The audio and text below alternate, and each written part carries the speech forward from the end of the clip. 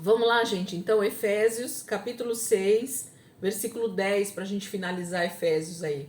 Miguel, se tiver ocupado aí com a mãe, pode ficar à vontade, viu? De fechar a câmera. Só se vocês puderem aí, deixar a câmera aberta, que eu gosto de ver a carinha de vocês, fica melhor para dar aula. Glória a Deus. Vamos lá, Efésios, capítulo 6, versículo 10. Hoje a gente termina Efésios, se Deus quiser, né? E já entramos em Filipenses, que é a próxima carta. Em nome de Jesus. Efésios, capítulo 6, versículo 10. Vamos ver o que Paulo está, então, trazendo finalmente, nas últimas instruções dessa carta, o que ele traz ao nosso coração, para a igreja.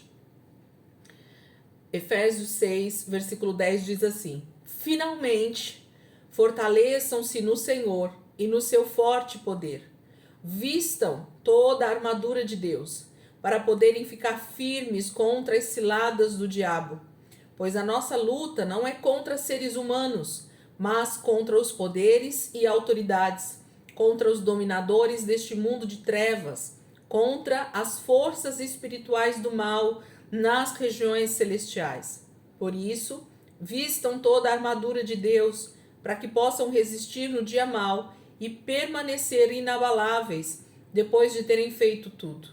Assim, mantenham-se firmes, cingindo-se com o cinto da verdade, vestindo a couraça da justiça e tendo os pés calçados com a prontidão do evangelho da paz.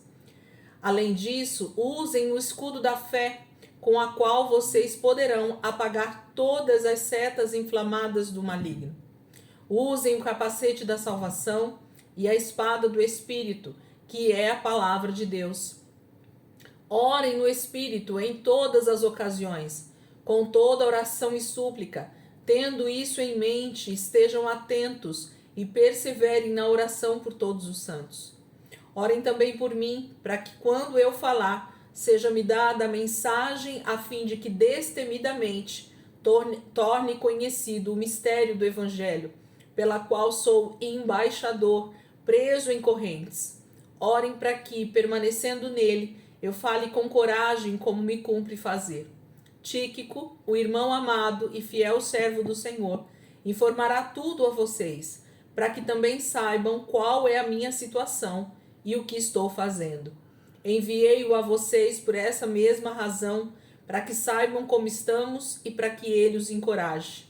Paz seja com os irmãos e amor com fé da parte de Deus Pai e do Senhor Jesus Cristo.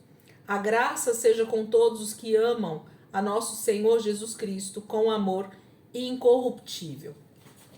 Então Paulo, ele diz que ele finaliza, né? Ele diz finalmente, depois de passar tantas instruções aqui já até esse momento, ele então dá um ótimo conselho ou uma instrução final para a igreja que está em Éfeso, uma igreja que está madura, uma igreja que está fortalecida no Senhor, uma igreja que já está caminhando de longa data, né? Ele diz, finalmente fortaleçam-se no Senhor e no seu forte poder. Então, ele pede para eles se fortalecerem no Senhor. Então, tem algo no Espírito a ser feito, tem algo dentro de nós que precisa ser fortalecido todos os dias. O que nós cristãos muitas vezes negligenciamos, irmãos, é justamente essa questão. Porque Paulo vai terminar essa carta nos dando instruções a respeito de um fortalecimento não físico, não emocional, mas espiritual.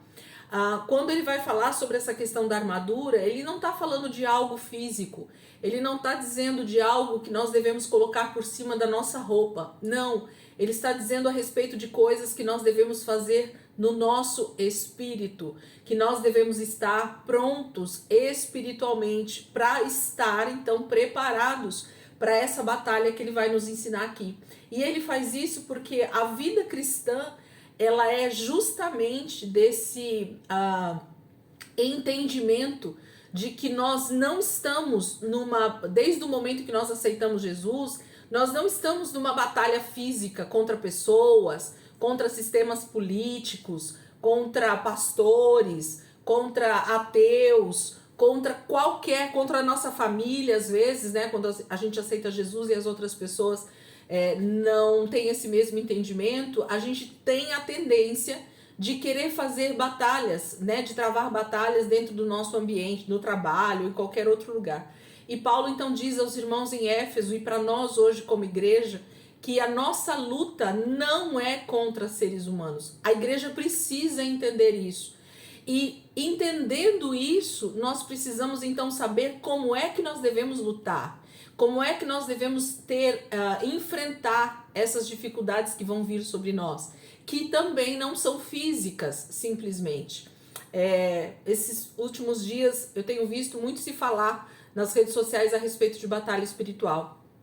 E a maioria dos ensinos, eles têm sido voltados justamente para o entendimento do que é a batalha espiritual. De que não tem a ver com esse monte de situações que a gente às vezes ouve nas igrejas aí, de pessoas lutando de forma quase que irracional contra demônios, contra principados e potestades, e joga óleo para cá e joga óleo para lá e nada acontece, né? As coisas não mudam.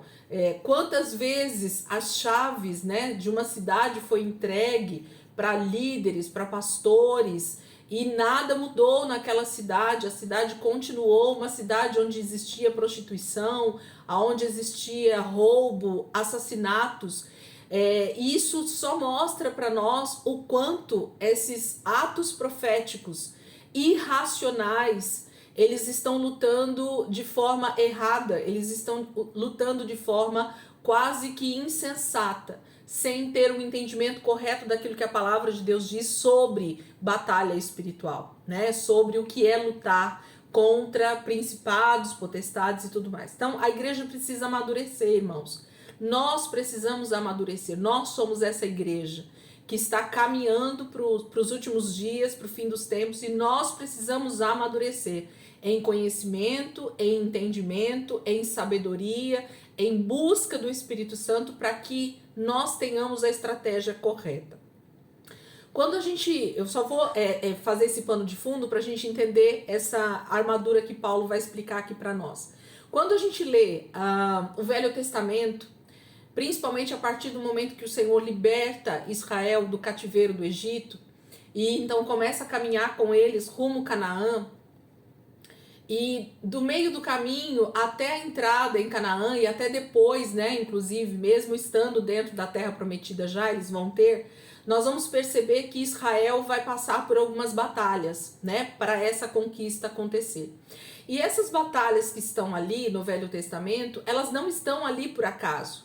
Elas têm um princípio enraizado nelas, que é o princípio de conquista, que é o princípio de tomar territórios de pessoas que invadiram territórios que não era deles. E Israel vai aprender a pegar de volta, a tomar de volta um território que já era dado a eles por herança. Aquela terra de Canaã, aquele território que eles estavam a caminho, tinha sido dado a Abraão por decreto, por herança pelo próprio Senhor. Mas muito antes de ser dado a Abraão, aquela terra já era uma terra que o Senhor havia escolhido para dar à sua descendência, aos filhos obedientes do Senhor. E essas batalhas então que vão sendo travadas ali, tem o princípio de mostrar para nós que Deus está nos ensinando a conquistar aquilo que já é nosso. Porque Deus podia ou não podia, gente, chegar ali simplesmente com o sopro dele e derrubar todos os inimigos que existiam em Canaã. E simplesmente o povo entrar na terra prometida com toda a tranquilidade do mundo. Deus é todo poderoso. Ele tem todo o poder para destruir qualquer tipo de situação nessa terra. Mas o Senhor nos ensina princípios espirituais que vão seguir as nossas vidas até a volta de Jesus e o reino milenar, na verdade até a eternidade. Porque dentro do reino milenar Deus vai terminar, né? Jesus vai terminar com toda essa situação. Se vocês lembram da parte da escatologia, vocês vão lembrar disso. Então, Deus está nos ensinando princípios desde o início, desde a queda, de que nós teríamos agora, que por causa do pecado, por causa da desobediência do ser humano, por causa da nossa natureza caída, nós teríamos que aprender a lutar, a nos fortalecer e a entrar em batalhas com pessoas, com situações corretas, para que nós fôssemos vencedores e tomássemos posse de novo daquilo que nos é dado por herança, que nos é dado como posse, que nos é dado como filhos de Deus. Então, Deus é dono desta terra e de tudo que há nela. Nós sabemos que a terra é do Senhor, o salmista vai dizer isso várias vezes, né? Davi vai dizer isso e outros textos nos dizem isso. A terra e tudo que nela há é do Senhor. Então, Deus vai requerer isso de volta, essa terra, essa propriedade que é dele, através dos seus filhos, através dessas batalhas. E todos, aonde eu quero chegar? Todas as batalhas que a gente vê no Antigo Testamento, que Israel passou, se a gente fizesse um estudo aprofundado de cada uma das regiões que eles foram passando, e de cada território, e de cada inimigo que eles foram lutando contra, nós vamos percebendo que existem níveis de batalhas, de níveis espirituais, de níveis de principados e potestades, de níveis de tipos de reinos, governos que estavam ali estabelecidos em Canaã, em Israel, e que eles tiveram que então lutar. Algumas batalhas a gente percebe que eram fáceis, que eram simples de serem lutadas e eles conquistavam facilmente. Outras batalhas, outros inimigos, por exemplo, os filisteus, foram inimigos que tiveram que ser enfrentados durante muitos e muitos anos. Então eram principados e potestades ali governando a terra ou tentando invadir a terra de Canaã, e Israel precisava lutar com as armas corretas. Outra coisa que a gente geralmente vê lá, quando a gente começa a fazer a leitura desses textos no Velho Testamento, a gente percebe que em cada uma das batalhas que o povo do Senhor, que Israel, Josué, Moisés, os juízes, depois os profetas, Davi, Saul, Samuel, cada um deles, quando eles iam orar ao Senhor e buscar a direção de Deus para saber a respeito daquela batalha, quando eles iam em busca desse entendimento de como é que eles deveriam lutar, e essa era a real atitude que Israel devia ter sempre, que nós deveríamos ter sempre, eles iam em busca da resposta do Senhor a respeito daquele inimigo. E em todas as batalhas, gente, todas as batalhas, Deus dava uma estratégia diferente. Se nós pegarmos cada uma das batalhas que foram travadas no Velho Testamento contra inimigos de Israel, do povo de Deus, dos filhos de Deus, nós vamos perceber que o Senhor deu estratégias diferentes, formas e estratégias diferentes de batalha. E quando eles então seguiam à risca as batalhas que o Senhor tinha dado, né, para eles, a estratégia de batalha que o Senhor tinha dado, eles sempre eram vencedores. Em algumas batalhas o povo teve que lutar, em outras batalhas o Senhor disse: vocês nem terão que lutar, vocês só vão ver a vitória que eu vou dar para vocês, porque quem vai lutar sou eu mesmo.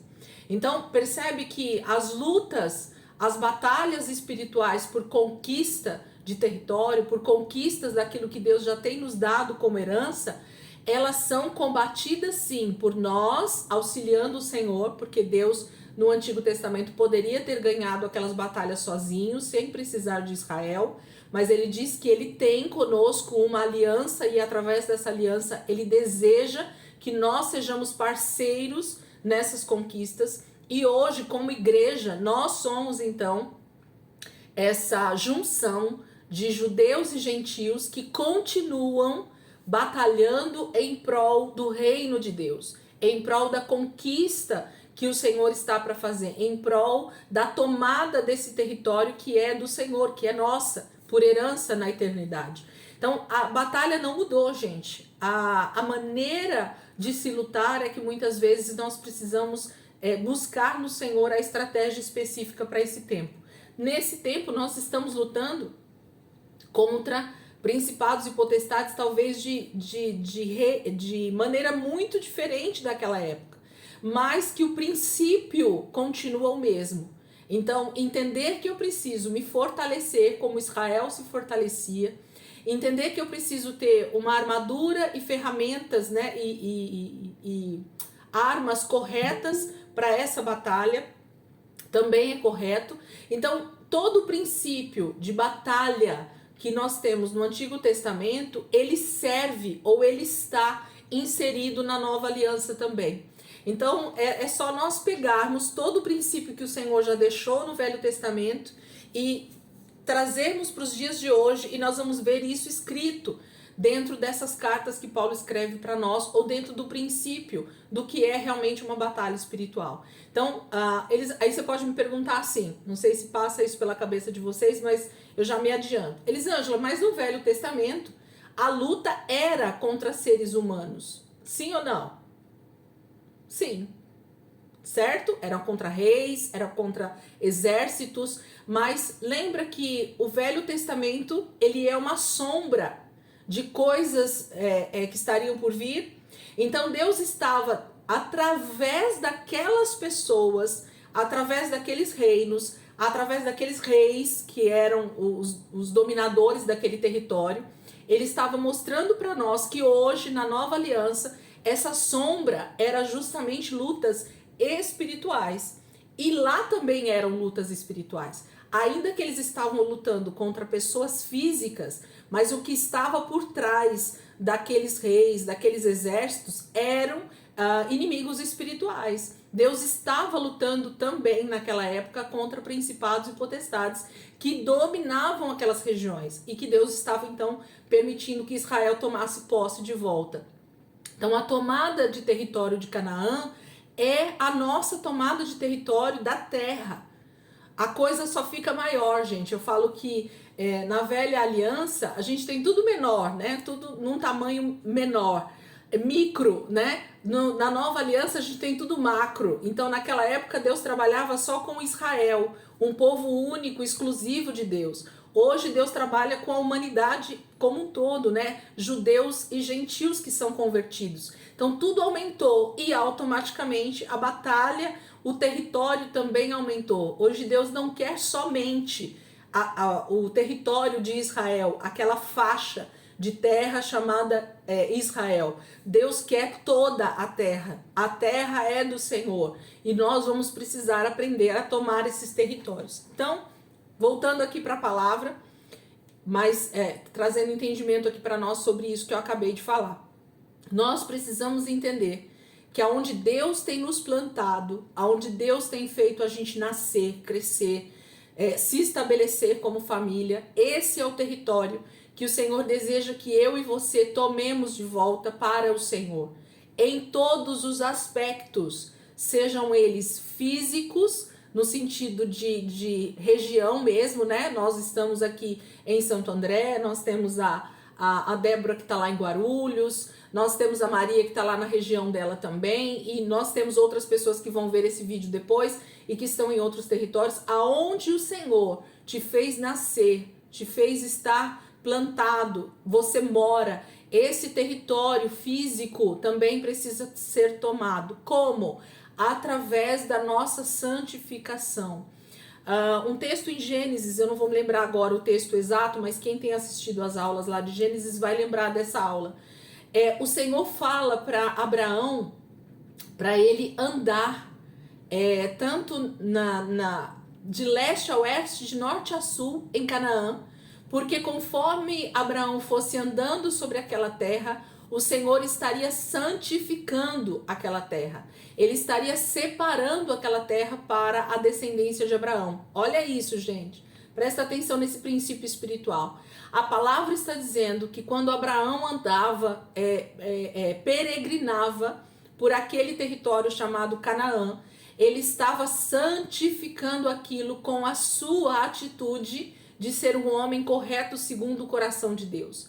Então, como é que eu venço batalhas espirituais territoriais na minha cidade, no meu bairro, na minha casa, no meu país chamado Brasil, onde o Senhor tem nos plantado, com uma igreja santificada, uma igreja que busca santificação, que a sua vida está debaixo de obediência à palavra e automaticamente aonde eu estou, aquele território onde eu moro, aquele território onde eu trabalho, aquele território onde eu estou estabelecido, ele se torna santo por causa da presença do Senhor que está em mim, por causa da santificação que está em mim, por causa da minha vida em processo de santificação. Então o Senhor está dizendo que a igreja precisa estar preparada, precisa estar então revestida, precisa ter atitudes de batalha espiritual correta.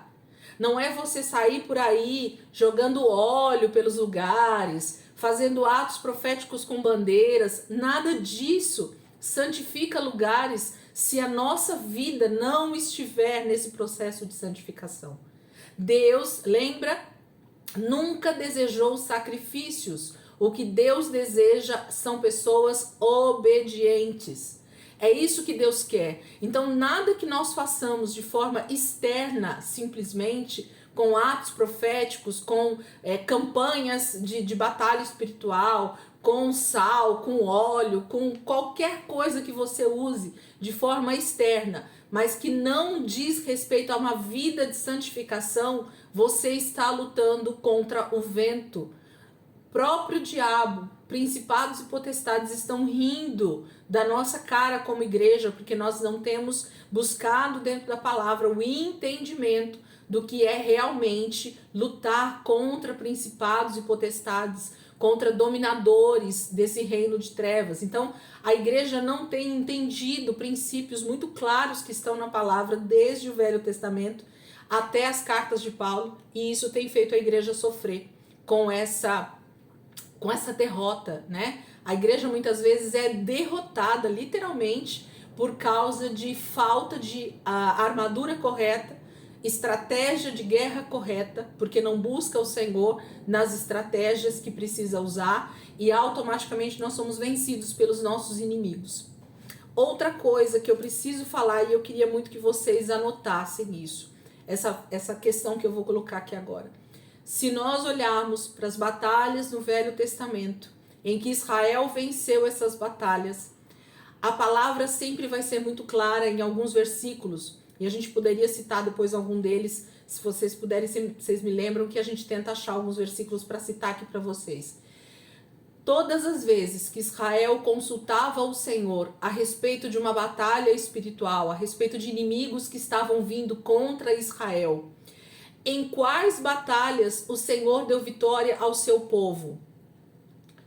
Já respondo, nas batalhas onde o inimigo estava vindo contra o povo de Deus por causa de Deus, ok? Então isso é muito sério. Deus só vai lutar as batalhas espirituais contra os inimigos quando os inimigos estiverem afrontando o Senhor ou o povo do Senhor, os seus filhos, mas por causa do Senhor.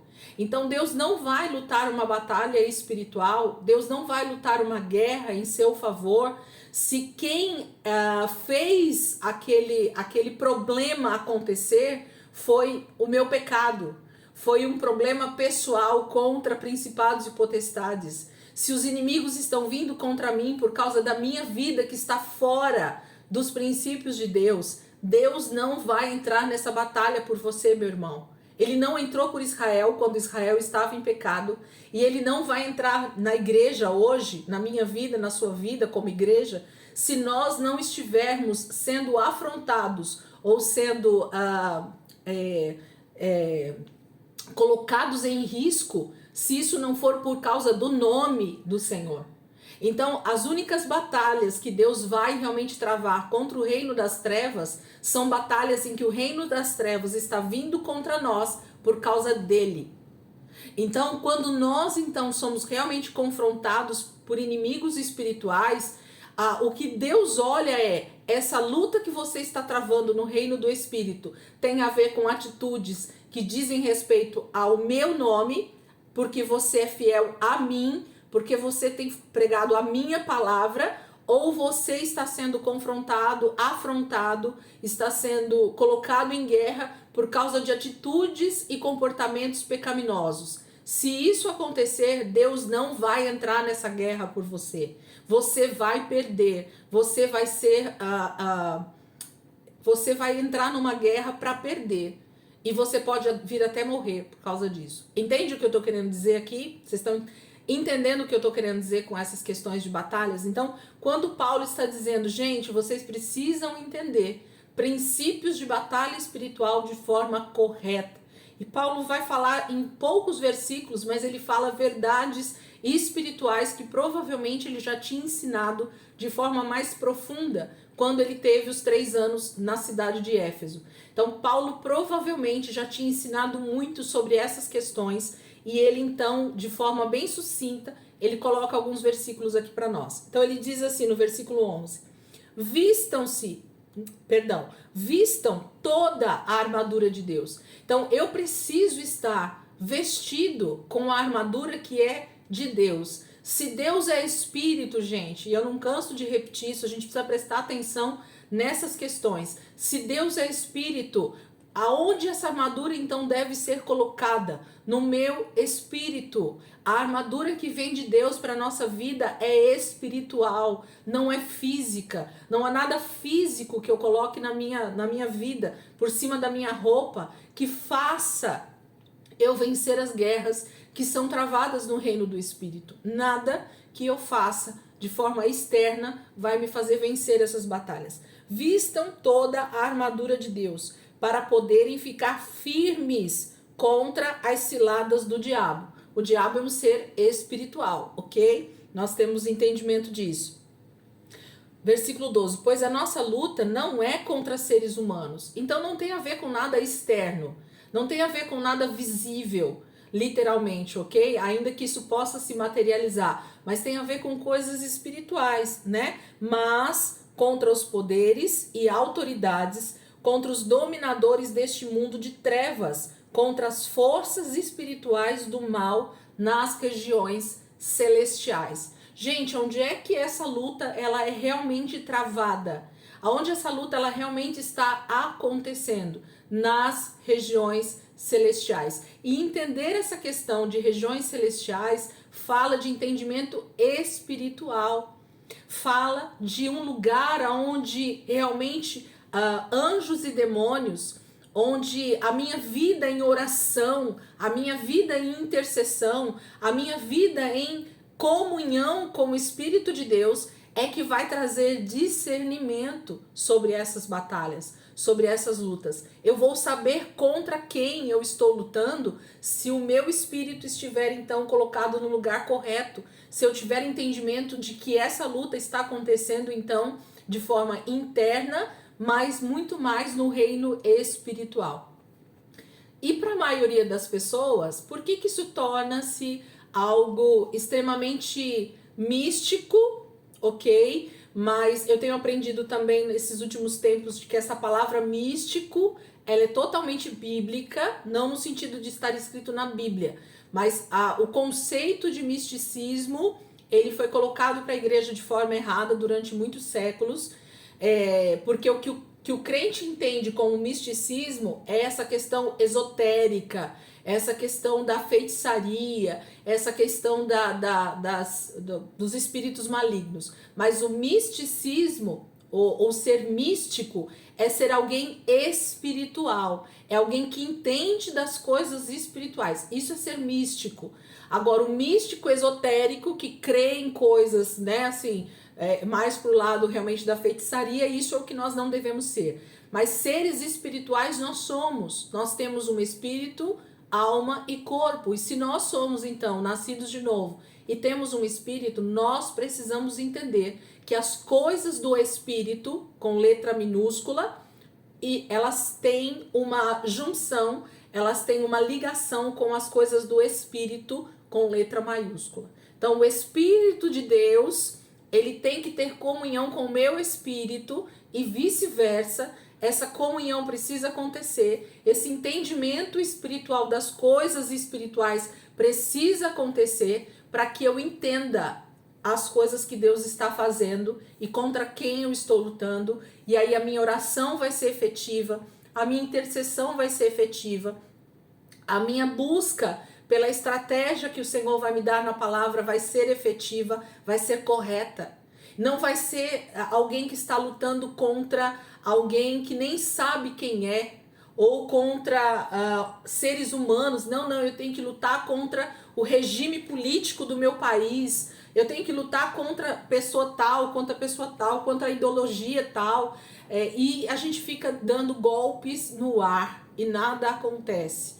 A igreja tem sido derrotada nos últimos, 100, 200, 300 anos, porque ela tem entendido muito pouco sobre batalha espiritual efetivamente. E isso faz com que a gente então perca muitas das nossas lutas espirituais no que diz respeito à família, no que diz respeito à sociedade, no que diz respeito ao nosso país, à nossa pátria, no que diz respeito ao crescimento da igreja. Tudo isso está inserido dentro dessa falta de entendimento de batalha espiritual. Então, Paulo está dizendo assim, a nossa luta, né, pois a nossa luta não é contra seres humanos. Então esquece os seres humanos, gente, mas contra os poderes e autoridades, contra os dominadores deste mundo de trevas, contra as forças espirituais do mal nas regiões celestiais.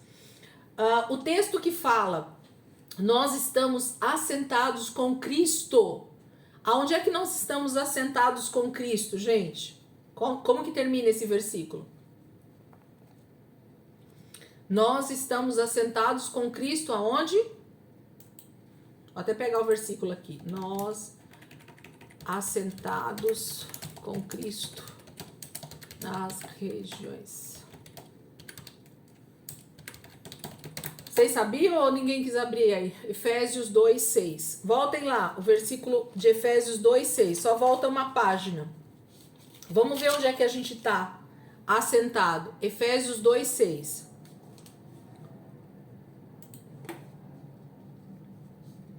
Efésios 2:6. Olha o que Paulo está dizendo lá no início da carta para os irmãos em Éfeso e para nós hoje. Efésios 2:6. Deus nos ressuscitou com Cristo e com Ele nos fez assentar nas regiões celestiais. Esse versículo ele é tão falado, né, muitas vezes, mas ele é pouco compreendido, né? Então, Deus está dizendo, ou Paulo está dizendo na sua carta aqui, trazendo esse entendimento para nós, de que quando nós aceitamos Jesus como Senhor e Salvador da nossa vida, nós nascemos de novo, o nosso espírito então é recriado, nós estamos ressuscitando com Cristo, através do batismo nas águas, inclusive, desse ato, né, totalmente físico, natural, mas que reflete no mundo espiritual. E ele então diz assim, Deus nos ressuscitou com Cristo e com Ele nos fez assentar. Então nós ressuscitamos com Cristo no momento em que nós nascemos de novo, ok? E nós também nos assentamos com Cristo nas regiões celestiais. Então, eu até grifei aqui na minha Bíblia que o versículo ele fala, com Cristo, Deus nos ressuscitou com. Então, o com aí diz respeito junto, né? Então, nós ressuscitamos junto com Cristo. Quando Cristo ressuscitou, todos aqueles que nascem de novo também ressuscitam com Ele. Nós já estamos numa condição espiritual diferente da que nós estávamos antes. Então, nós ressuscitamos com Cristo no momento da sua ressurreição e com Ele, com Cristo, e com Ele nos fez assentar nas regiões celestiais em Cristo. Então, no momento em que nós nascemos de novo, nós ressuscitamos com Cristo e depois nós estamos assentados em Cristo. Então, pensa Jesus sentado num trono, ok? E nós estamos assentados em Cristo, certo? Nós estamos sentados em Jesus. Nós estamos junto com Ele. Nós estamos reinando nesse tempo junto com Cristo, assentado nas regiões celestiais junto com Ele. Nós temos uma condição espiritual diferente da que nós tínhamos antes, mortos espiritualmente. Agora nós temos um espírito recriado, E esse espírito tem total comunicação com o Espírito de Deus. Nós temos comunhão com Cristo. Nós temos comunhão com Deus através do sacrifício de Jesus. Então, nós estamos vivos, gente, espiritualmente. E nós precisamos, então, entender o que é estar vivo espiritualmente, para então entender o que é essas batalhas espirituais, onde é que nós devemos lutar. Quando Daniel, né, vai orar ao Senhor a respeito daquela situação que está acontecendo, para ele discernir os tempos do fim, ele fala que ele começa a orar, né, faz os jejuns lá e orações, e depois, quando o anjo consegue chegar até ele, o anjo diz o que para Daniel, gente? O anjo diz para Daniel que desde o primeiro dia em que ele se colocou para orar, a interceder por Israel, o Senhor já enviou a resposta para Daniel. Não é isso que está lá escrito em Daniel? Mas o que acontece no momento em que esse anjo ele é enviado para trazer a mensagem, né? O anjo mensageiro que vai trazer a mensagem para Daniel. Ele é interceptado, esse anjo que o Senhor envia, por principados, pelo príncipe da Pérsia. A palavra fala. Estão lembrados dessa passagem? Lembra? Pelo príncipe da Pérsia. E o que começa a acontecer então nas regiões celestiais, gente? Uma batalha é travada no reino, nas regiões celestiais, nos ares. E então esse anjo mensageiro não consegue passar, chegar para trazer a mensagem que o Senhor tinha dado para Daniel.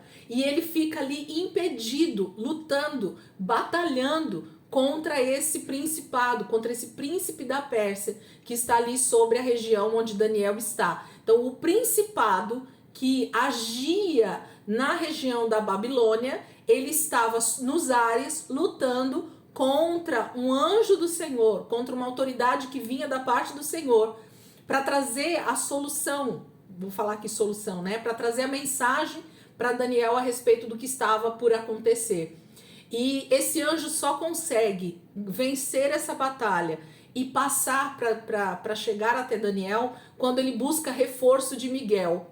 Miguel é o anjo, né? É o mensageiro, é o príncipe da parte de Deus que luta por Israel. Então só quando Miguel, não o nosso Miguel aqui, né? Mas o Miguel lá, o arcanjo Miguel, só quando Miguel vem para essa batalha junto com esse anjo que estava trazendo a mensagem para Daniel, vem, é que ele consegue vencer esse príncipe da Pérsia que estava lutando, e o anjo então consegue chegar para Daniel. Entende a nossa posição no reino espiritual? Durante todo esse tempo, Daniel continuou jejuando, orando e intercedendo por Israel para entender o que Deus estava fazendo naquele tempo. E se Daniel, com todo esse posicionamento que ele teve essa dificuldade de receber a resposta do Senhor naquele momento, por que eu e você, como cristãos, a gente não entende que a nossa luta muitas vezes vai ser travada no reino espiritual e que nós devemos então permanecer intercedendo, jejuando, orando, decidindo buscar essa direção do Senhor para vencer aquele momento que nós estamos passando, espiritualmente falando. E as batalhas vão continuar sendo travadas no reino do Espírito. É o nosso espírito em plena comunhão com o Espírito de Deus que vai trazer o entendimento para nós de como nós devemos então lutar contra esses principados e potestades. Ao mesmo tempo que isso é simples e nós não precisávamos nos preocupar com a solução disso, porque essa solução vem do Senhor, nós temos a nossa parte, que é justamente nos colocarmos nessa posição de oração, de intercessão, de jejum, de buscar ao Senhor a direção dele, para que o nosso espírito tenha essa revelação, tenha esse entendimento que vem da parte de Deus para aquela situação, para aquela batalha. Voltando aqui para a palavra, versículo 13, perdão. Por isso, vistam toda a armadura de Deus, para que possam resistir no dia mau e permanecer inabaláveis depois de terem feito tudo. Paulo está dizendo exatamente isso que eu estou falando aqui para você. Daniel, ele se vestiu dessa armadura de Deus, ele entendeu o que ele tinha que fazer no tempo dele e ele permaneceu ali até que a resposta viesse, até que o entendimento no espírito dele viesse, até que a mensagem do Senhor fosse então revelada a ele. Senhor, o que eu devo fazer nesse momento? Como é que essa guerra vai ser vencida? Como é que esse principado vai ser vencido? Como é que essa batalha no reino espiritual vai ser vencida? E isso não é um dia, gente, de oração, não é um momento de oração, é uma vida de busca de relacionamento com o Espírito Santo, para que cada dia nós possamos vencer uma fase dessa guerra espiritual. O Espírito Santo vai nos dando a estratégia correta para vencermos isso até a volta de Jesus.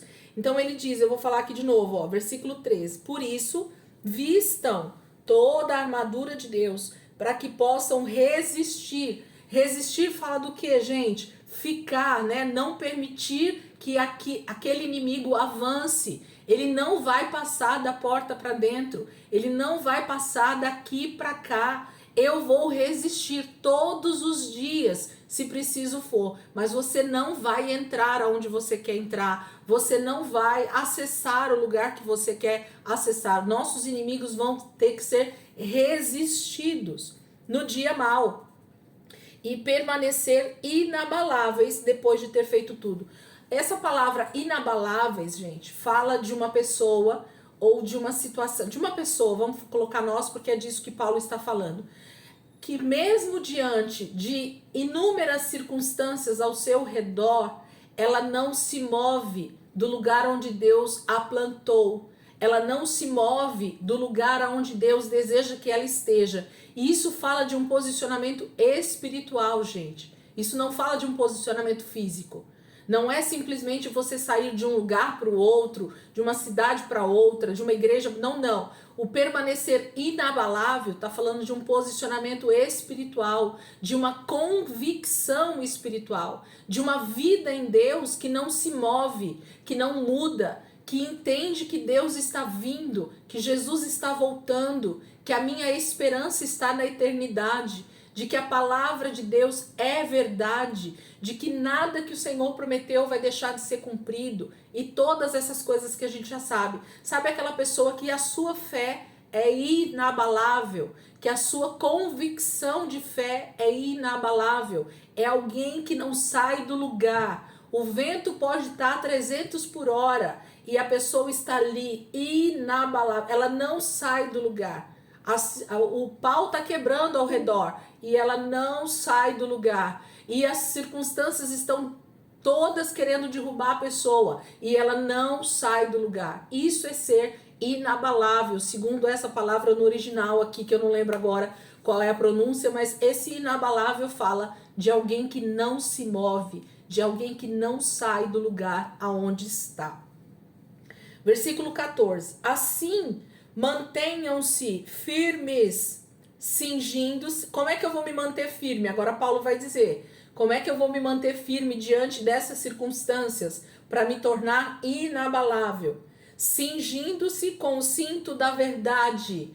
Então, a verdade, ela precisa estar em volta da minha vida. A verdade precisa estar ajustada à minha vida. Um cinto, ele está sempre ajustando, ele está pondo realmente um reforço por cima da roupa. Ele pode ser visto de várias maneiras, esse cinto da verdade. A minha vida precisa estar envolto, né? Um cinto está sempre ao redor da pessoa, pela verdade. A verdade precisa estar ao redor da minha vida, ela precisa ser esse cinto que me envolve, que eu vou estar sempre pronto. A roupa, né? Ela nunca cai se ela está presa com o cinto, a nossa calça, a nossa saia, o que quer que seja, né, que uma mulher coloca ou um homem coloca, o cinto serve como essa segurança de que a roupa não vai sair do lugar. Então, era essa verdade que precisa estar ao nosso redor o tempo todo. Vestindo a couraça da justiça. Então, lembra que eu falei no início aqui da aula que isso está falando de coisas espirituais? Essa couraça da justiça fala desse ornamento que vai realmente por cima do peitoral, né? Nessa parte toda de cima aqui da nossa parte superior. E isso precisa estar realmente coberto na minha vida. Eu preciso cobrir essa parte do meu corpo ou da igreja com a justiça, com a obediência. Gente, nós só não vamos ser atingidos pelas setas, e nós já vamos ver isso aqui, quando nós estamos então com essa armadura, porque as setas malignas, inflamadas, elas vão vir em nossa direção. Isso é fato. Todo cristão, a partir do momento que ele aceita Jesus como Senhor e Salvador da sua vida, ele decretou uma batalha sendo iniciada a partir desse momento. Então é loucura o cristão não ser ensinado a esse ponto de que ele vai ter essas lutas para vencer diariamente, mas que se esse inimigo estiver tentando atingir essa pessoa por causa da palavra de Deus, por causa da verdade de Deus, por causa do testemunho de Jesus que a pessoa dá, por causa da pregação do evangelho, essa pessoa não precisa se preocupar. Existe uma segurança no Senhor. Quem luta essas guerras nas regiões celestiais é o Senhor por nós. Nós precisamos entender isso. Mas o nosso posicionamento e a nossa ajuda, o nosso auxílio em intercessão, em oração, em posicionamento, em agir com justiça, em agir com verdade, essa é a nossa parte como igreja. O Senhor vai fazer a dele, mas a igreja precisa fazer a dela. Então ele diz assim, vestindo a couraça da justiça. Justiça fala de obediência, gente. E tendo os pés calçados com a prontidão do evangelho da paz. Nós precisamos ser prontos a agir com atitudes de pacificador, de paz, de esperança. Sabe aquela pessoa que tem sempre uma palavra de paz, que da sua boca sempre sai uma palavra de encorajamento, que da sua boca sempre sai uma palavra de verdade de Deus? Qual é a verdade de Deus para aquela situação que você está passando, que o outro está passando? Essa é a palavra que esses pés calçados com a prontidão do evangelho da paz.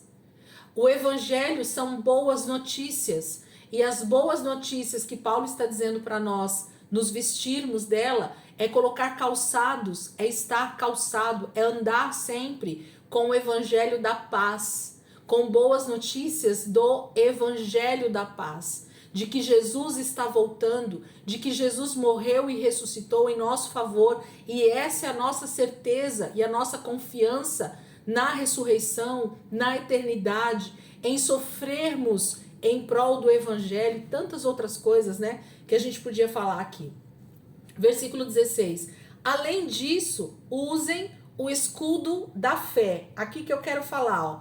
Usem o escudo da fé. Gente, escudo, ok? Tá falando de algo físico para dar um exemplo para nós. Mas se nós estamos falando que essa armadura que Paulo está ensinando a igreja a usar, ela é espiritual, se existe um escudo a ser colocado em nós, é justamente ter sempre uma palavra que Deus trouxe para você. A palavra fé, lembra o que é fé? Fé é ouvir a voz do Senhor e colocar em prática. Então, se nós não tivermos um escudo da fé, se nós não tivermos sempre uma palavra viva na nossa vida para resistirmos, para irmos contra, para estar sempre pondo na frente. Jesus usou muito bem esse escudo da fé ali na tentação no deserto.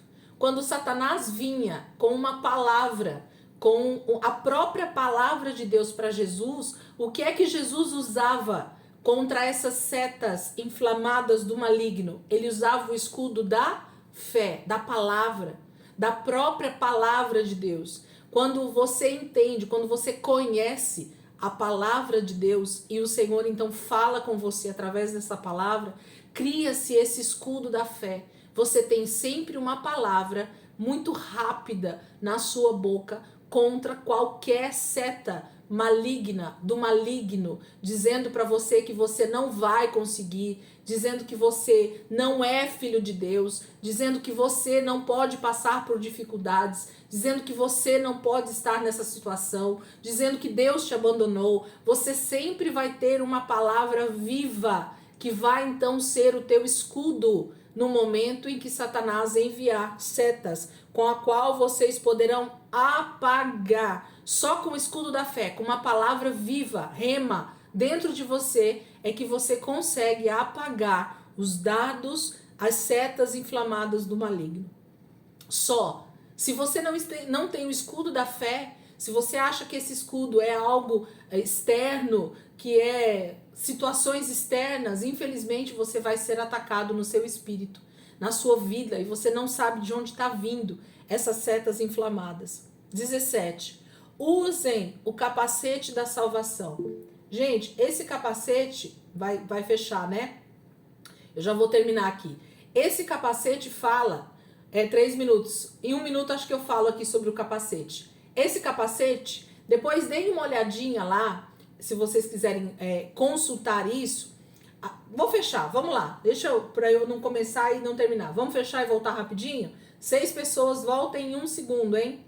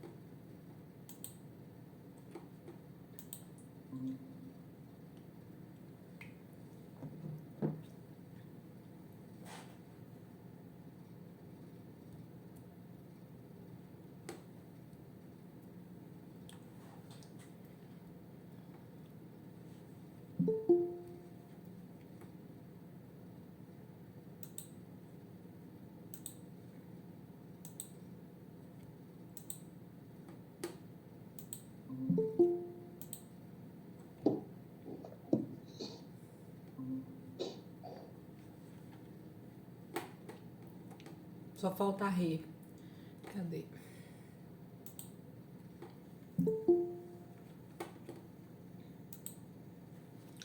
Vamos lá, gente. Então, versículo 17, né? Usem o capacete da salvação.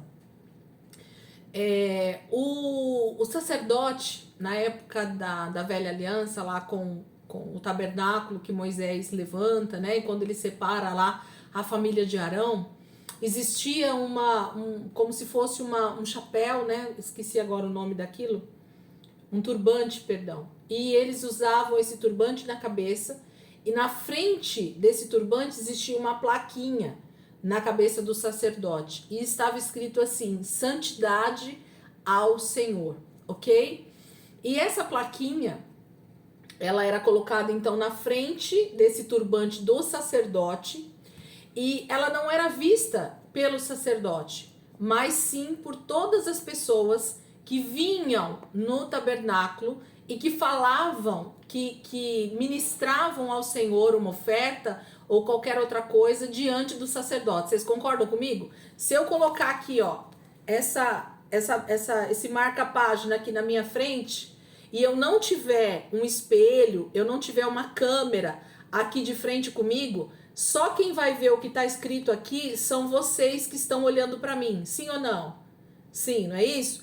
Então, a plaquinha que estava aqui, ó, na cabeça do sacerdote, que estava escrito santidade ao Senhor, quem estava vendo essa plaquinha eram os israelitas. Então, quando um israelita chegava diante do sacerdote no templo, o que é que ele lia? Já estava na cara dele o tempo todo: santidade ao Senhor. Então, todo israelita era lembrado o tempo inteiro, quando ele estava ali no tabernáculo ou diante do sacerdote, o que é que ele devia fazer na vida dele? Santidade ao Senhor. Então ele devia ser santo, ele devia buscar a santificação, ele devia estar o tempo inteiro buscando a presença do Senhor em santificação, em se purificar, né, em não pecar contra o Senhor, santidade ao Senhor. Quando Paulo está dizendo para nós sobre usem o capacete da salvação, uma das coisas que nós precisamos entender é que essa salvação que está sobre a nossa vida precisa ser reflexo, luz para as pessoas que estão nos vendo. Então a nossa mente, ela precisa estar totalmente voltada para o entendimento a respeito da metanoia, da transformação da nossa vida. Porque nós precisamos desejar essa transformação da nossa mentalidade através desse capacete, do entendimento da salvação, através da nossa mente sendo blindada, né, pela salvação do Senhor, pela palavra viva de Deus, por essa transformação que vai acontecer. E assim as pessoas vão conseguir, olhando para nós, elas vão conseguir ver essa santidade ao Senhor, essa vida de Deus fluindo de nós. Então, o tempo todo, essa armadura que Paulo vai nos ensinar aqui, está falando de coisas espirituais, de coisas que acontecem dentro, de coisas que estão muito mais internas, acontecendo no nosso interior, do que de forma externa. Está sempre falando a respeito de coisas espirituais que estão realmente sendo transformadas dentro de nós. O nosso espírito sendo então mexido, moldado, a nossa mentalidade, os nossos pensamentos sendo moldados com esse capacete, para que nenhuma artimanha do maligno, nenhuma palavra contrária consiga afetar de novo os dardos inflamados ou as setas malignas. Se esse capacete da salvação não estiver na sua mente, se você não entender que você foi salvo, que você foi redimido por esse sangue de Jesus, você vai se deixar levar pela dúvida, pelos pensamentos que vão contrariamente a essa verdade. Então, usem o capacete da salvação e a espada do Espírito. Esse Espírito tá com letra maiúscula, gente. A espada, ela é do Espírito. A espada não é nossa. A espada é do Espírito. E qual é a espada do Espírito, gente? O próprio texto já diz, a palavra de Deus. Nós precisamos usar essa arma espiritual contra todas as investidas do maligno na nossa vida.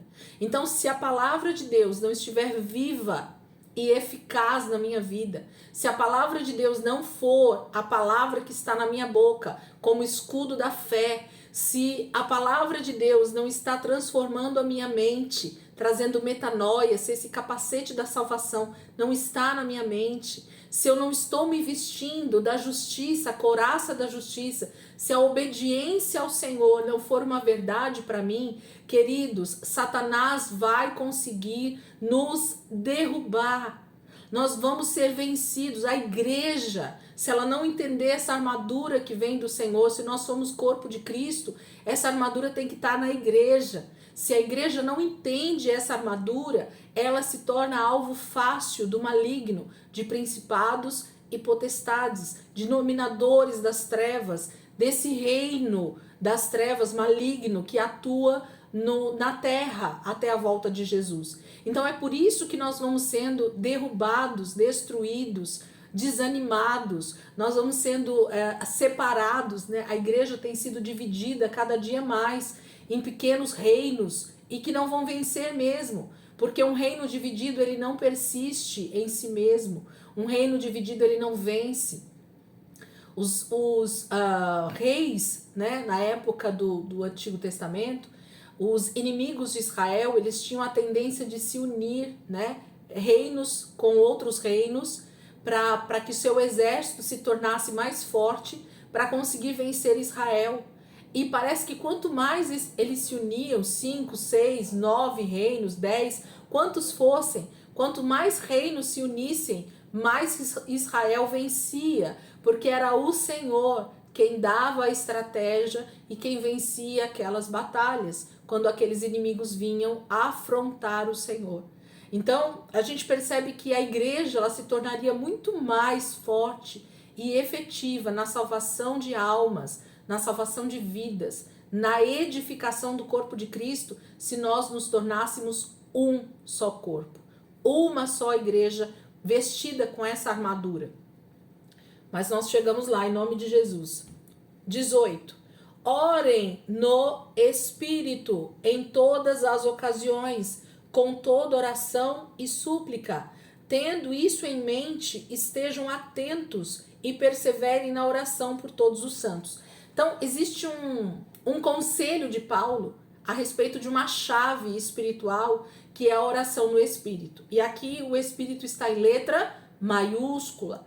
Quantos de vocês já estão comigo há tanto tempo e sabem dessa ferramenta espiritual que é a oração em línguas? Ou a igreja entende essa chave espiritual e pratica essa chave espiritual que é a oração em línguas para se fortalecer espiritualmente, ou nós vamos continuar sendo vulneráveis às artimanhas do maligno que tenta justamente calar essa voz espiritual que é a oração em línguas, para que nós não venhamos nos edificar. Quanto mais nós orássemos em outras línguas, mais o nosso espírito está sendo edificado, mais o Espírito Santo pode então trazer essa verdade de Deus para o nosso espírito, imprimir isso no nosso espírito, e no momento certo o próprio Espírito Santo está pronto a nos ensinar, a nos dar as estratégias, a nos fazer entender o que o Senhor está querendo para nós para aquele tempo. Mas a igreja se tornou fraca nessas questões espirituais porque não tem entendido que a armadura de Deus são armas espirituais, não são armas naturais. E a galera tá aí lutando com bandeira, com castiçal, com óleo ungido, com ato profético, com derrama óleo, derrama sal, faz isso, faz aquilo, vassoura santa e tantas outras coisas, e o diabo está rindo, porque no espírito a pessoa não passou de um bebê espiritual, ela não cresce, ela não amadurece, ela não se edifica, o espírito dela está do mesmo jeito do dia em que ela nasceu de novo. E Paulo, na carta aos Coríntios, ele é muito enfático. Ele diz: ainda bem que eu oro em línguas mais do que todos vocês. Paulo está sendo arrogante nesse momento? Não. Ele está dizendo: ainda bem que eu entendi essa chave espiritual e eu tenho me fortalecido no Senhor. Porque as ciladas, as setas inflamadas do maligno contra a igreja eram muito fortes naquele tempo em que Paulo estava vivendo, no primeiro século, e ela vai voltar a ser tão forte quanto no primeiro século, nos últimos tempos. A igreja vai ser tão ou mais atacada do que ela foi no primeiro século, e os cristãos então vão se tornar vulneráveis se eles não estiverem fortalecidos no Senhor. Olha como é a frase: fortaleçam-se no Senhor. Paulo está dizendo aqui, no versículo 10 que nós começamos: finalmente fortaleçam-se no Senhor e no seu forte poder. O poder é o Espírito Santo agindo em nós constantemente, o Espírito Santo edificando o nosso espírito, o Espírito Santo nos fortalecendo dia após dia para nós permanecermos inabaláveis. Então, ou se entende isso, ou nós vamos ter problemas com as questões espirituais nos últimos dias. Você vai estar vulnerável às setas inflamadas do maligno. E nós podemos então estar sendo levados a negar Jesus, nadar e morrer na praia. Porque no momento em que realmente nós nós entrarmos numa verdadeira batalha espiritual, quem é que vai resistir no dia mau? Paulo está dizendo, né? Para que possam resistir, né? Ele diz aqui, não é isso? Eu acho que é aqui. Cadê, gente, o versículo?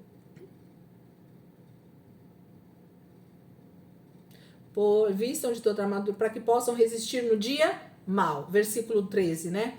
Então, Paulo está dizendo: quem é que vai prevalecer no dia mau? Quem é que vai resistir? Quem é que vai estar inabalável no dia mau? só aqueles que estiverem edificados, aqueles que estiverem realmente fortalecidos no Senhor e na força do seu poder. Senão nós não vamos resistir no dia mau. Nós vamos estar provavelmente sendo vencidos, né? No dia em que nós formos confrontados realmente a respeito da nossa fé.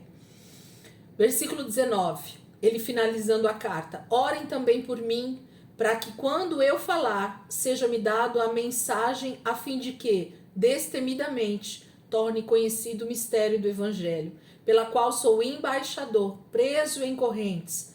Orem para que, permanecendo nele, eu fale com coragem, como me cumpre fazer. Gente, quando se entende o papel para o qual você foi chamado, a sua vocação, nada, nem ninguém, nenhuma situação vai te tirar desse lugar. E essa talvez seja a maior dificuldade da igreja nos últimos tempos. Se posicionar sabendo qual é o chamado e a vocação do Senhor para a vida dele.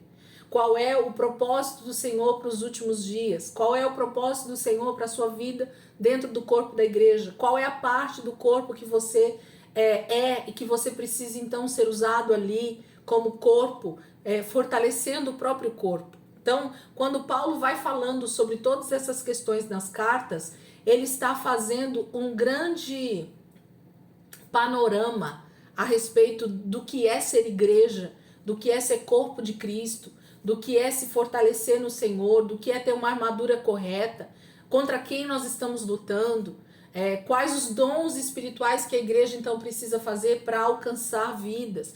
Tudo isso está extremamente declarado nas cartas de Paulo. Quando nós estudamos carta por carta aqui, a gente foi vendo quais eram os propósitos de Paulo ao escrever essas cartas para as igrejas. Qual é o propósito que nós hoje temos ao ler essa carta para colocarmos em prática na nossa vida hoje? Não mudou, é a mesma, né? E ele termina então pedindo para os irmãos receberem bem Tíquico, que vai voltar para estar com eles, para falar, para dar notícias, né? Desejando paz para todos os irmãos e a graça do Senhor, né? Que tem esse amor incorruptível. O versículo 24 é lindo, né? A graça seja com todos os que amam o nosso Senhor Jesus Cristo com um amor incorruptível. O teu amor por Jesus muda de acordo com a circunstância? Ele é corruptível ou ele é incorruptível? Será que o amor que nós temos realmente pelo Senhor tem a ver com a vida estar tranquila, né? A vida estar andando como nós gostaríamos que ela andasse? Ou diante realmente do martírio, nós vamos ser os primeiros a naufragar na fé e dizer, não, Senhor, tá difícil demais, deixa pra lá, vamos viver aí segundo o padrão desse mundo, né? Contra o reino, de acordo com o reino das trevas. Então, por isso que Paulo está escrevendo, vistam-se, fortaleçam-se no Senhor, vistam toda a armadura de Deus. Deus está nos dando uma armadura, literalmente. Eu citei semana passada, ou retrasada, né, quando nós demos a última aula, que eu vejo muito, eu fiz um paralelo uma vez, e eu tentei achar para trazer aqui para vocês esse paralelo, e não achei. Não é o momento para nós, talvez, estudarmos isso. Mas se vocês olharem a roupa que o sacerdote usava ali no tabernáculo, ela tem propriedades muito próximas com essa armadura que Paulo descreve aqui para nós.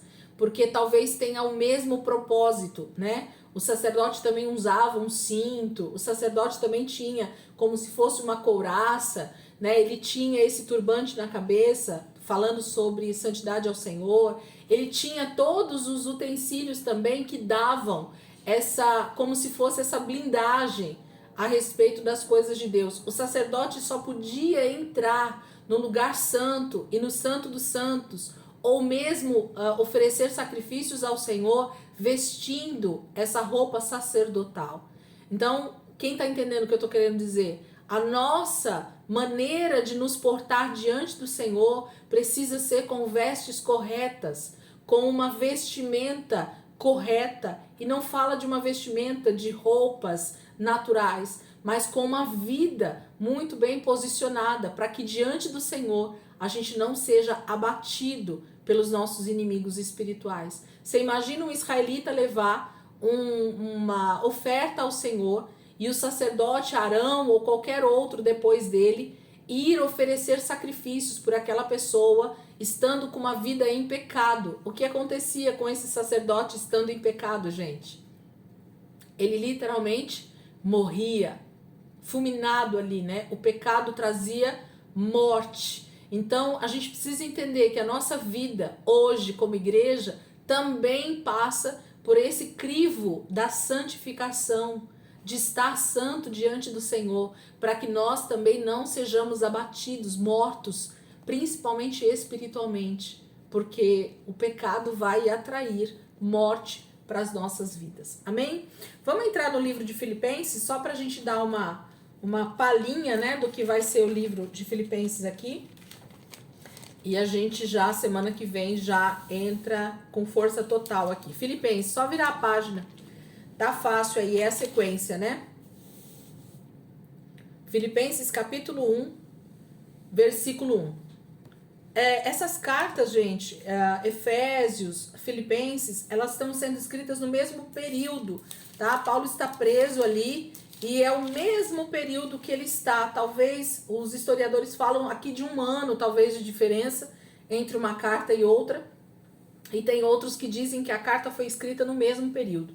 Ele está ali preso e ele está escrevendo e enviando essas cartas meio que para todo mundo já ao mesmo tempo, né? Então é o mesmo período de escrita, entre 60 e 62 depois de Cristo, tá? Então 30 anos aproximadamente da morte de Jesus e de 7 a 8 anos antes da destruição de Jerusalém, que foi no ano 70, né? Então Paulo está vivendo em um período extremamente turbulento do Império Romano, com talvez Nero já aqui no poder, se não me engano, ou se não é Nero, é um antes dele, que já está perseguindo os cristãos de maneira muito, muito forte. Eles estão sendo realmente martirizados, mortos nas arenas ali, né? E tantas outras formas de morte naquele momento dos cristãos. Então Paulo está escrevendo essas cartas dentro desse cenário em que ser cristão era ser totalmente perseguido, morto, levado, né, para as arenas para ser morto e tudo mais. Então, Filipenses capítulo 1, versículo 1, para os irmãos lá em Filipos, lá na Macedônia, né, do outro lado lá da área em que ele pregou bastante. Corinto está lá embaixo, Filipos está lá em cima, lá na Macedônia. Paulo e Timóteo, servos de Cristo Jesus, a todos os santos em Cristo Jesus que estão em Filipos, com os bispos e diáconos. A vocês, graça e paz da parte de Deus nosso Pai e do nosso Senhor Jesus Cristo.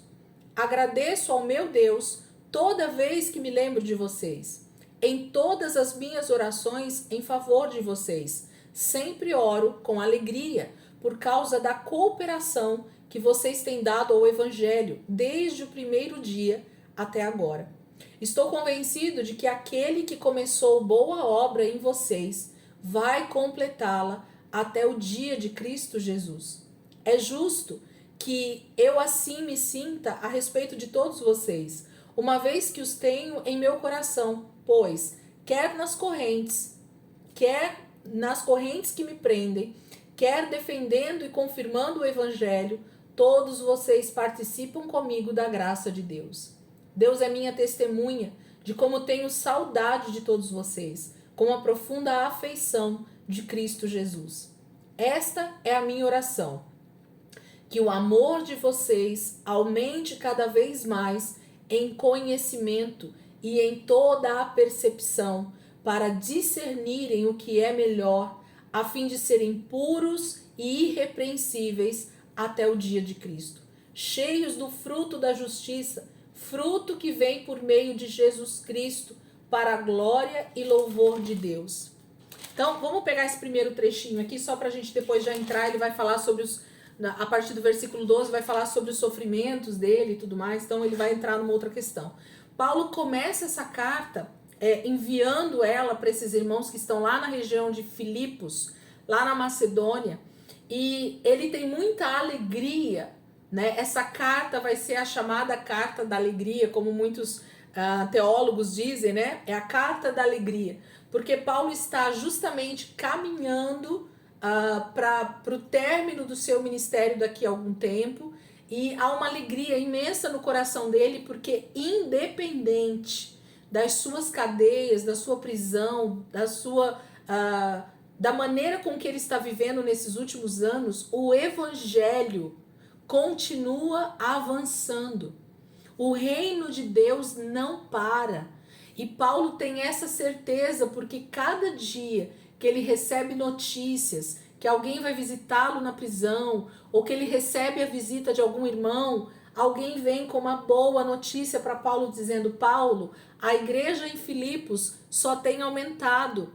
Muitas pessoas estão aceitando o Senhor Jesus como Senhor e Salvador. Muitas pessoas estão crendo no Evangelho. O Evangelho está expandindo. Muitos creram. Então você imagina para um homem como esse, que entregou a sua vida nesse último momento, qual carta que ele já está preso? Praticamente todas elas foram escritas em momentos de prisão, né? Porque Paulo já estava preso quando ele começa a escrever as cartas para as igrejas, né? A questão é quando a gente está lá em Atos, que ele vai passando por essas cidades, que ele escreve essas cartas, evangelizando, aí sim ele ainda está livre, né? Ele ainda pode andar por essas cidades. Então, durante as 3 viagens missionárias de Paulo, que estão escritas lá no livro de Atos, depois da sua conversão e depois que os irmãos enviam Paulo para as viagens missionárias dele, ele está liberto.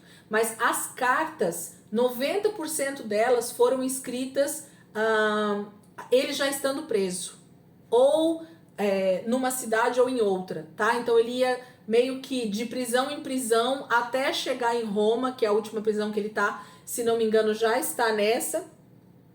Aqui ele já tá em Roma preso. Então por isso que ele tá nos últimos anos dele de vida já, né? No último período de vida dele. Então as cartas de Paulo, as cartas, não a pregação dele quando ele formou essas igrejas, vamos dizer assim, né? Ele estava livre.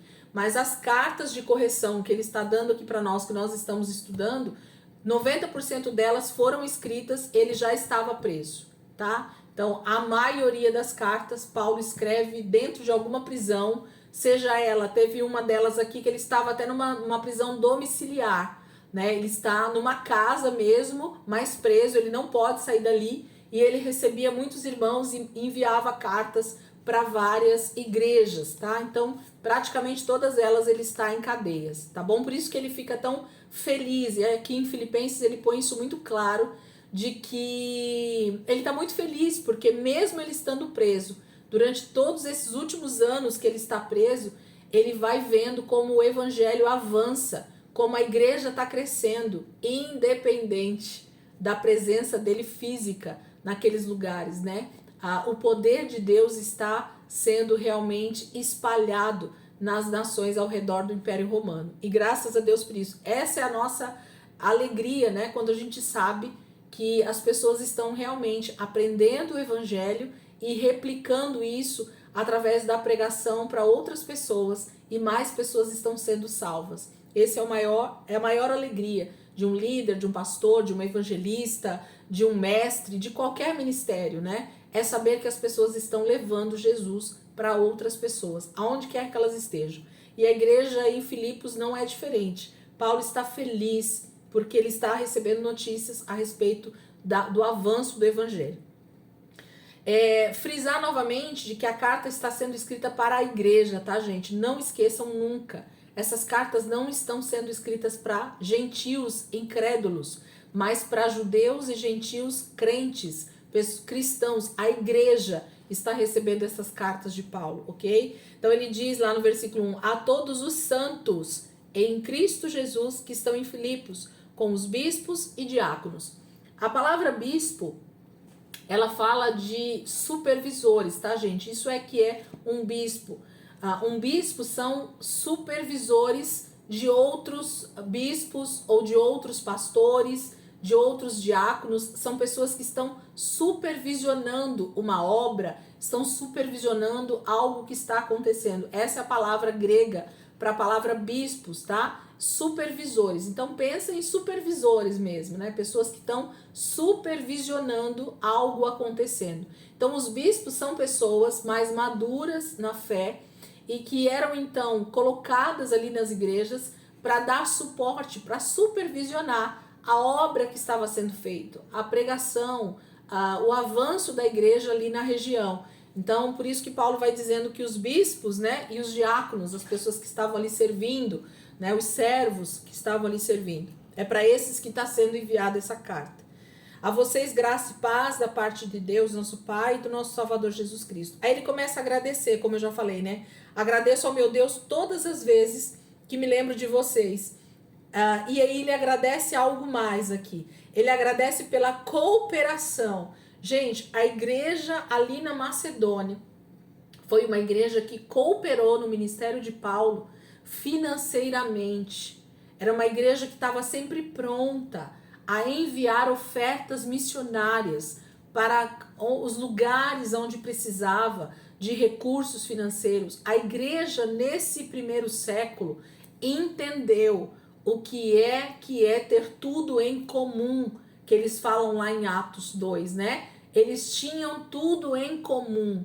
Eles estavam passando por um período de extrema escassez financeira no Império Romano. O Império Romano estava totalmente passando por uma crise financeira, e então os cristãos sendo perseguidos, eles tinham ainda mais dificuldades financeiras, porque eles tinham problemas para trabalhar, problemas para ganhar dinheiro, problemas para fazer negócios, simplesmente porque eram cristãos. Preparem-se, os últimos dias vão ser muito parecidos. Nós seremos extremamente perseguidos em tudo o que fazemos, só pelo simples fato de sermos cristãos. Mas nós precisamos continuar confiantes naquele que nos chamou. E muito mais, eu tenho levantado essa bandeira para que a gente esteja preparado.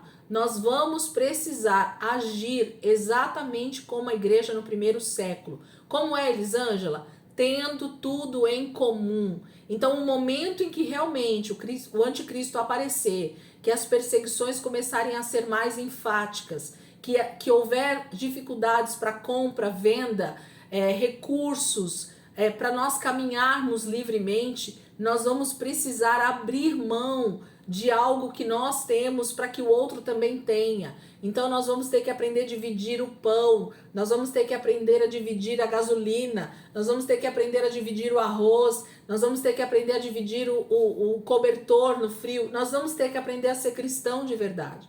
Então, ou nós entramos nesse treinamento agora, enquanto ainda nós temos tudo o que nós precisamos, mas nós precisamos ser generosos como igreja, ou nós vamos, infelizmente, ser orgulhosos, sermos pessoas que só pensam em si mesmas nos últimos dias, e nós vamos padecer sozinhos, porque as pessoas também não vão nos ajudar por sermos dessa forma, e nós vamos deixar de suprir pessoas que estão próximas de nós, que vão estar sofrendo assim como nós estamos. Então, pensem nisso, gente. Paulo está agradecendo a igreja de Filipos por ser cooperadores com ele desde o dia em que eles aceitaram Jesus, desde o dia em que eles entenderam o que era o verdadeiro evangelho, eles se tornaram generosos com o ministério de Paulo e com a igreja ao redor do Império Romano. Então, eles tinham realmente tudo em comum, eles agiam dessa forma porque eles acreditavam de verdade que Jesus estava voltando. Devido à enorme perseguição do Império Romano para com essa igreja, eles acreditavam de verdade que Jesus estava voltando. Então, por isso que Paulo vai agradecer muito nesse início da carta aqui, e ele vai ser grato por essa igreja, ele vai ser grato por esses irmãos, ele vai ser grato por essa obra que esses irmãos estão fazendo de cooperação com o evangelho. Não tem a ver com simplesmente o ministério de Paulo, mas tem a ver com o povo de Deus, com a igreja de Cristo na terra, e mais precisamente no Império Romano. Amém, queridos? Nosso horário foi, né? Graças a Deus por isso. Semana que vem a gente já começa daí, do versículo 3, desse agradecimento de Paulo, e a gente então segue aí para o restante do capítulo 1, quem sabe avançando aí para o capítulo 2. Amém, queridos? Eu queria que alguém orasse aí para a gente finalizar aqui a aula. Alguém pode orar aí por nós? Débora, Rê, quem quiser orar, Miguel, qualquer um de vocês aí.